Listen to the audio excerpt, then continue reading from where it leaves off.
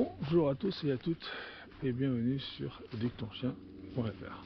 Aujourd'hui je vais vous parler du syndrome de privation sensorielle, un syndrome que l'on rencontre de plus en plus chez le chiot et évidemment chez le chien adulte.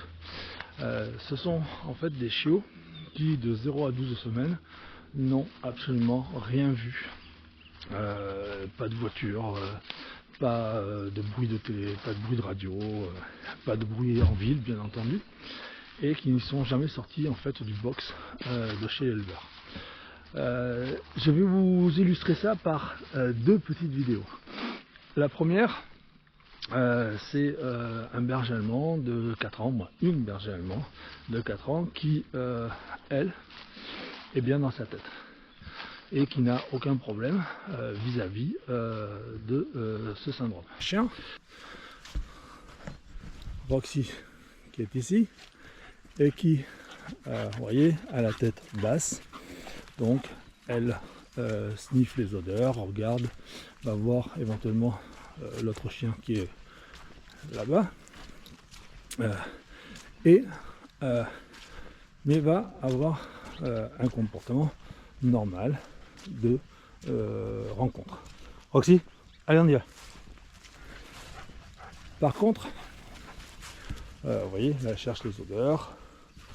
Vous voyez, donc comportement tout à fait normal d'un chien qui est complètement détendu vis-à-vis de son environnement.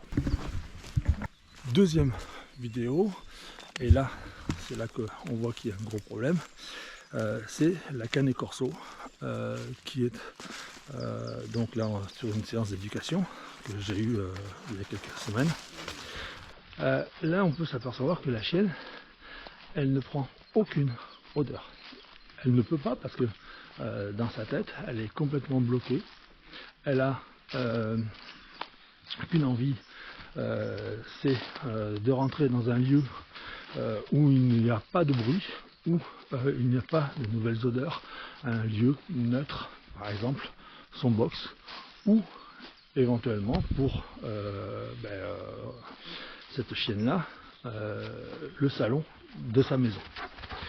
Donc effectivement, là nous avons un gros souci, c'est que la chienne est dans l'incapacité en fait de se balader sans avoir peur et sans être dans ce stress permanent. Donc là elle garde la tête haute, la queue basse et elle ne prend aucune odeur. Ça, ce sont les symptômes les plus visibles en fait du comportement du chien qui a un syndrome de privation sensorielle. Autre comportement qui va être gênant, ça va être le fait que le chiot a été habitué par exemple à être nourri par une femme, et bien le chiot va avoir peur donc des hommes. Il va, comme il n'a pas l'habitude en fait d'être approché par les hommes, il va se dire mais c'est quoi ça, c'est quoi ce truc, moi j'en ai peur. Voilà. Donc il y a différents niveaux dans le syndrome de privation sensorielle. Ça va du léger au très fort. Il est bien évident que quand on a un chien qui a un niveau qui est très fort, donc qui déjà à la base est un petit peu peureux, un petit peu anxieux, comme certains chiens, là on est dans une problématique très importante parce que en fait le chien ne pourra se déplacer que dans des lieux très très neutres, et même comme là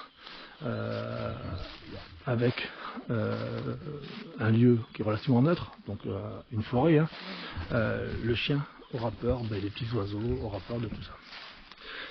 Voilà où le syndrome de privation sensorielle, on en voit énormément. Beaucoup disent ouais, mon chien il est vachement peureux, il a peur de tout. Oui, mais il a peur de tout, pourquoi? Parce que l'éleveur ou la personne qui l'a eu entre 0 et 12 mois n'a pas fait son travail. Et voilà,